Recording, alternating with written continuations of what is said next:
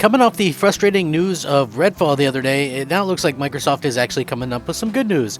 And this is some positive stuff for a change. I know it's like so weird to see because the whole doom and gloom thing with Xbox happens whenever something is looked at as a negative. And I've mentioned this numerous times, especially with like Redfall or Starfield. If those games score well, people will say that Microsoft had nothing to do with them. Unfortunately, if there is any bad press, Microsoft is then on the hot seat, and it's all Microsoft's fault. There is really no win situation for Microsoft. People want to pretend like there's not some kind of media agenda or bias or whatever, but I don't see the media doing that kind of stuff when there's PlayStation games that are running 30 frames per second, or when Sony has negative press. I mean, Jim Ryan can flat out lie, cheat, and steal to regulators, and there's nary a word said about it in the video game stratosphere. So yeah, it's kind of crazy to see that, again, it's frustrating, but I do want to get into this. Should be a fun video. Microsoft making some big changes, a big update. Thankfully, it's some things that we asked for. Maybe we won for a change, huh? Yeah, maybe, just maybe. But let's go ahead and get into it. I'm the Crap Gamer. This is Crap Gamer Reviews, back with yet another awesome, fantastical video. Please slap that like button. Give me a good thumbing. I would really love that and appreciate that. Thank you guys so much for rocking out with me. It means a lot to me. Now, with that being said, it looks like the April update adds lots of new stuff, including a new search experience, power settings. The system update is rolling out this week. They've detailed the new update ahead of the imminent release. Headlining this month's updates will start rolling out are a refreshed Xbox search experience and an adjustable active hours power setting for consoles. Ooh, fancy. Now, the updated console search page includes a new look, gallery style results, visible filter categories, navigate with the R bumper and left bumper, as well as an option to search on YouTube within the movies and TV tab. It's accessible by tapping the search button at the top of the dashboard via the magnifying glass icon with the guide, or by pressing the Y controller button anywhere within the console UI. The system update will also let players who have selected the sleep power option on Xbox configure their console's active hours, which are automatically set to always active unless changed. Now, during active hours, Xbox consoles will boot quickly and support activities like remote play and mobile game installs. Now, outside of active hours, consoles will fully shut down and draw 0.5 watts versus 10 to 15 watts while active. Now, following the February system update, consoles were automatically placed in the shutdown or energy-saving mode, which Microsoft said cuts power use by up to 20% or 20 times when consoles are off compared to sleep. It's kind of crazy. So, it's funny. And I know people will go, oh, there's no media bias. But I'm literally reading about this off of VGC, or Video Game Chronicles, right? This is a site that I use often for my videos. And even on this particular update article, which is going into detail about the updates, right after it says, earlier today, Arcane Studios confirmed Redfall won't include 60 frames per second performance mode on Xbox Series X and S when it's released. So it's like, we're back to that old-timey kind of day and age where it looks like Microsoft won't be able to kind of go out there and, do things that the console should be doing. And people are kind of just making it so that, Xbox is like the bad guy again, and it's frustrating. Now, I know some of you weren't around, or maybe you don't, I doubt not many people watch my channel, but back in the day when the Xbox One launched, it was like a very unique situation because for me, it's always been about the games, and Xbox One launched and had a far better launch year, far better couple of years at the beginning of that generation than Sony had. I'm just being honest.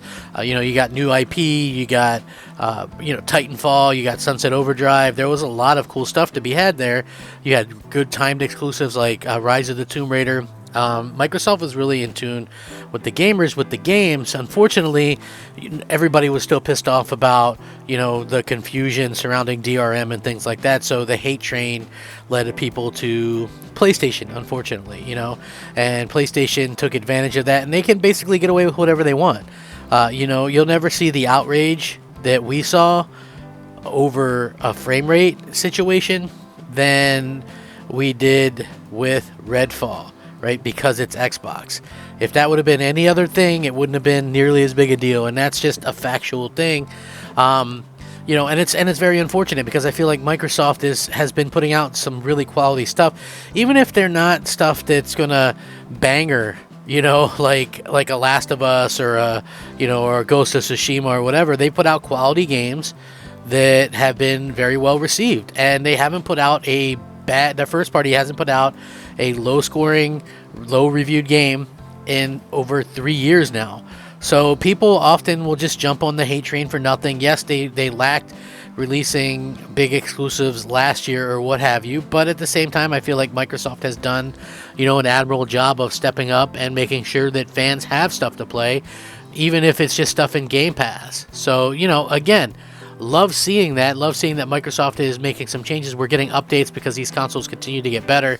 Microsoft continues to make things better on Xbox, but there's always going to be, no matter what they do, that situation where everybody's going to turn on them except for some of the fans. And then you even see some of the fans, and rightfully so, people were upset by the fact that, this game wasn't going to be there. And now, you find out that they removed the 60 frames option from the official preview thing of it or whatever. And it's just like, it's really a hard pill to swallow because Microsoft has been disappointing at different times, and then it's like you getting that habit. Well, yes, things are going better and we're starting to get that momentum and things like that, but at the same time something like this comes along and you just go, oh yep, that's that Microsoft, that's the Microsoft I know, and that's the unfortunate part that I think a lot of people are kind of frustrated with, and to be quite honest with you, it is just really, really unfortunate,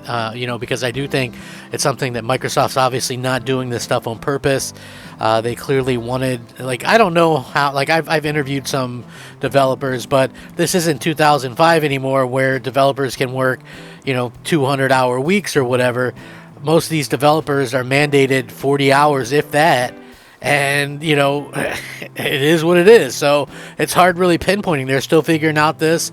I've used this kind of argument and comparison, and people think it's damage control, but the last Grand Theft Auto game was a decade ago, right? We got 2 GTA games last gen, or the 360 generation, right? And none the entire generation after that, and none so far the first 2.5-3 years of this generation. So clearly things are taking longer to develop. Even Naughty Dog with their multiplayer factions game, been in development over 4 years. We've seen 2 concept arts, right? Rocksteady Games, we can get 2 Arkham games in the 360 generation, 1 last generation, but we haven't seen anything from them in almost a decade, and that game might even get delayed yet again. CD Projekt Red, the media darlings. Everybody loves CD Projekt Red. But what happens? They released a game that was completely broken. And, everybody's suffering right now. All these developers are having issues. I don't know. But this is good news from Microsoft. Sorry to get off topic a little bit. Let me know what you think. Rack 'em up. Crap Gamer out.